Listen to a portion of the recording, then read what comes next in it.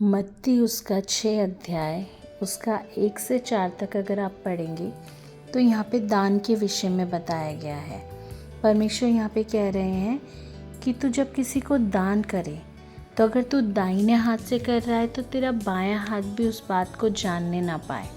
लेकिन आजकल लोग क्या कर रहे हैं, लोग कर रहे हैं हम किसी को डोनेशन दे रहे हैं। हम कितने वीडियोस देखते हैं कि लोग किसी को गिफ्ट्स दे रहे हैं तो वीडियो बना के डाल रहे हैं और एक इमोशनल सा सैड सॉन्ग पीछे लगा देते हैं और अपनी वीडियो वायरल करने के लिए और पैसा कमाने के लिए। लेकिन जो मसीह लोग हैं, जो सचमुच परमेश्वर की शिक्षाओं पर चलते हैं, उनको ऐसा नहीं करना है। उनको दिखाने के लिए अपने काम को नहीं करना है। उनको सच में जो उनका पिता गुप्त में देखता है उसको दिखाने के लिए अपने काम को करना है जो उसने कहा है। और जब हम किसी को भी दान देते हैं या किसी की मदद करते हैं या कहीं भी किसी की हेल्प करते हैं जो बहुत नीडी है, बहुत परेशान है, हेल्प हम बहुत सारे तरीक़ों से कर सकते हैं ना। ज़रूरी नहीं है हम पैसों से ही हेल्प कर सकें। अगर कोई दुखी है तो उसको हम कंसोल कर सकते हैं अपने शब्दों के द्वारा, उसको समझा सकते हैं, उसको गलत चीज़ों में जाने से रोक सकते हैं।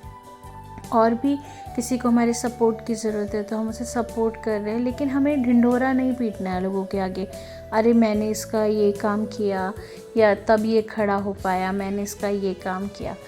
क्योंकि आप ये देखिए कि परमेश्वर क्या कहता है, जैसे तुम चाहते हो कि दूसरे लोग तुमसे व्यवहार करें, तुम्हें भी वैसे ही करना है।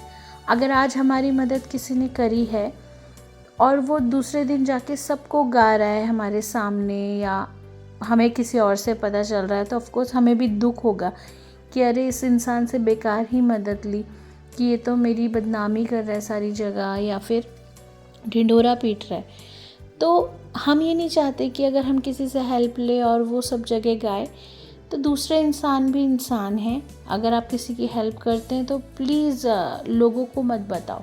उससे क्या होगा, जो आपकी आशीष है, जो आपको परमेश्वर देगा उस मदद के द्वारा, वो रुक जाएगी, वो परमेश्वर नहीं देगा। क्योंकि प्रभु कहता है ऐसे लोग जो दिखावे के काम करते हैं वो अपना प्रतिफल पा चुके, प्रभु ने उनको दे दिया है उनका प्रतिफल।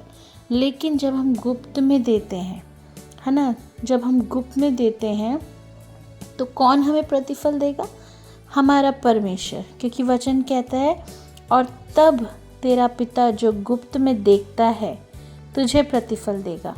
तो अगर हम किसी की भी मदद करने जा रहे हैं तो हमें बिल्कुल भी किसी को नहीं बताना, इवन ना ही अपने फ्रेंड को, ना ही अपने पेरेंट्स को।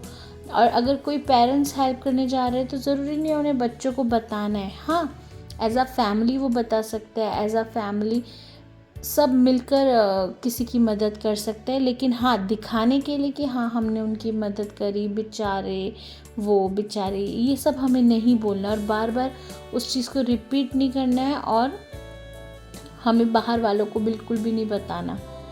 तो वही सही इंसान है परमेश्वर के अनुसार जो किसी की मदद करे। अगर वो दाएं हाथ से मदद कर रहा है तो उसके बाएं हाथ को भी नहीं पता चलना चाहिए। तो अगर आप मदद कर रहे हैं तो किसी को नहीं, सिर्फ और सिर्फ परमेश्वर को पता चलना चाहिए।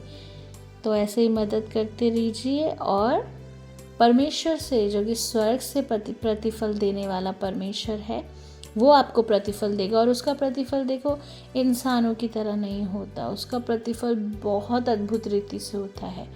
और जो आपके जीवन में शांति और सुकून है ना, जब आप परमेश्वर की इच्छाओं पर चलते हैं, तो उससे बेहतर प्रतिफल मुझे नहीं लगता कोई है। क्योंकि आज के दिनों में लोगों के पास वही सबसे कम है, शांति और सुकून। तो अगर हमारे परमेश्वर ने वो दिया है हमें, तो बस उसमें बने रहिए। परमेश्वर आप सबको आशीष दे। आमीन।